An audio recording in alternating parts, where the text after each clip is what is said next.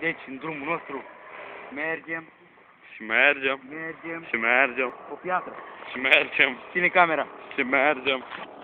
Mergem cu motivul de aici să măsuța mea. Și mergem. Și mergem. Și mergem. Mergem. Și mergem. Să vă arăt un truc. Și mergem. Și mergem. Și mergem. Să luăm pe Vlad, să curat extraterestri. Mergem. Și mergem. Și mergem. Și mergem. Și mergem. Mergem. Și mai avem mult de mers, așa că vom face un stop. Mergem. Și mergem. Și mergem. Și mergem. Și mergem. Și mergem. Mă doare gura.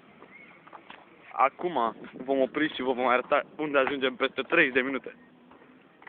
După 30 de minute am ajuns aici. Tot aici. Mergem. Mergem. Uite, dar chiar Mergem. Pauză. După 5 minute de mers, în sfârșit ajungem unde ceea ce trebuie. Mergem după prietenul nostru Vlad 0000 pentru a salva Mai cu nimic. V de la V. de agent 0, 000. Cum vedeți, agenții SRI ne urmăresc. Știu că noi vrem să facem ceva, o descoperire foarte mare împotriva lor. Balelele Ana sunt după noi. Cum vedeți, aceste balene ne urmăresc pretutindeni pentru că le e frică. Cum vedeți, acest loc e numită Pădurea Spânzuraților. În trecerea noastră în timp am trecut pe aici. Mergem în drum pentru a-l căuta, prietenul nostru. După cum vedeți,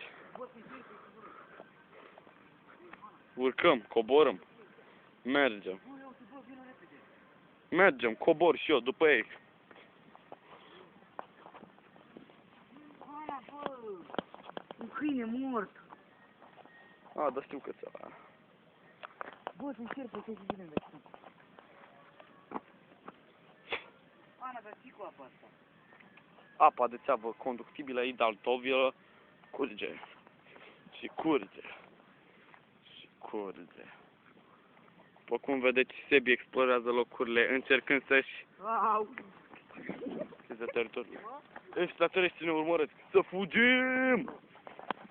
Ții, mă! Ții, mă!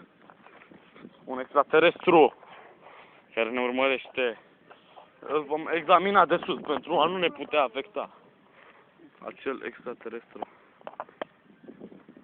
O gână. Tu recipi. ABB. Cel mai bun prieten.